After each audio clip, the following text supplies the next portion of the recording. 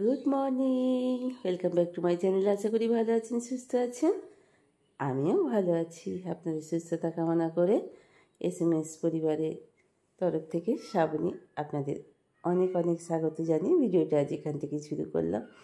তো পরিস্থিতি এইরকমই যে আজকে বাড়ি ছেড়ে দেবো। একদম মোটামুটি সব জিনিসপত্র খোলাখুলি হয়ে গেছে। গদিটা ওখানে রাখা আছে, বেশ কিছু জিনিসপত্র সব এখানেই রাখা আছে। এবার আজকেই মোটামুটি আমরা জিনিসপত্রগুলো পাঠিয়ে দেব। পাঠিয়ে দিয়ে তারপরে কাল সকালে আমরা ও বাড়িতে পৌঁছাবো। তাই গোছগাছ করার জন্য সবই মোটামুটি বস্তার ভেতরে সব পুরে ফেলেছি। আর গদিটা তোষকটা থাকবে, ওটা এখান থেকে তৈরি করে নিয়ে যাব। তো বাবা মোটামুটি শেষ ফিনিশিংটা যেটুকু আছে সেটুকু গুছিয়ে গেছে নিচ্ছে। রান্নাঘরেও সব জিনিসপত্র নিয়ে প্রায় চলে গেছি।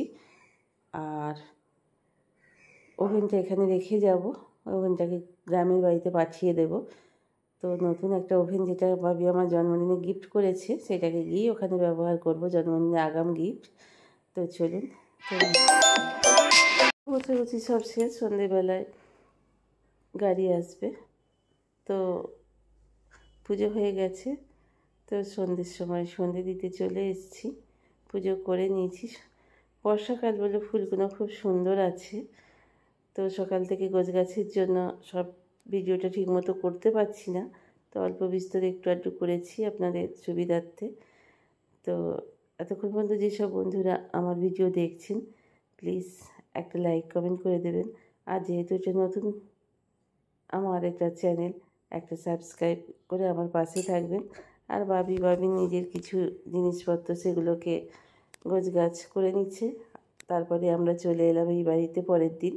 এসে দেখছি ঝুনি টিভিটার ওপরে বসে আছে উঠে দাঁড়িয়ে। তো আর এখানে নতুন বললাম না, ওভেনটা ভাবি আমাকে জন্মদিনে গিফট করেছে, তো সেটাকেই এসে লাগিয়ে দিয়েছি, দিয়েই ভাত চাপিয়ে দিয়েছি। সব কিছুর মধ্যে জিনিসপত্র অগোছালো, কিন্তু পেটটা তো আর অগোছালো থাকলে হবে না। সংসার যতই অগোছালো হোক, সে খেতে তো হবেই। তো যাই হোক, এখানে সব জিনিসপত্র এনে নামিয়ে রেখে দিয়েছি। আর ওখান থেকেই করে নিয়ে এসেছিলাম চিকেনটা।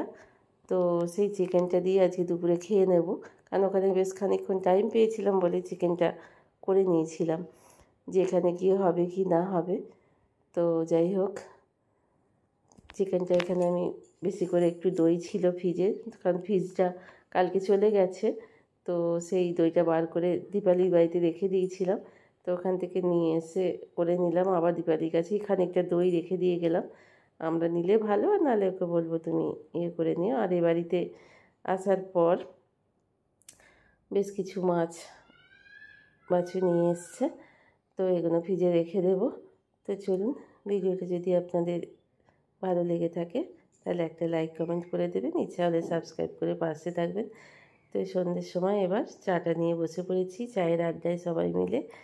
তো আজকে ভিডিওটা এই ছোটো মতোই একটু দিলাম, কয়েকদিন ভিডিও ঠিক মতো দেওয়া হচ্ছে না, এসব গাছ আর শরীরটাও বেশ ভালো যাচ্ছে না।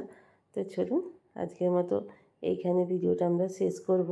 অগোছালো সংসারে গুছিয়ে গাছিয়ে নেওয়ার জন্য খুবই তাড়া, যতক্ষণ না গুছোতে পারছি ততক্ষণ মন মেজাজ একদমই ভালো নেই। তো নতুন সংসারে নতুন সব কিছুটাই কেমন একটু যেন বাদো সব ঠেকছে।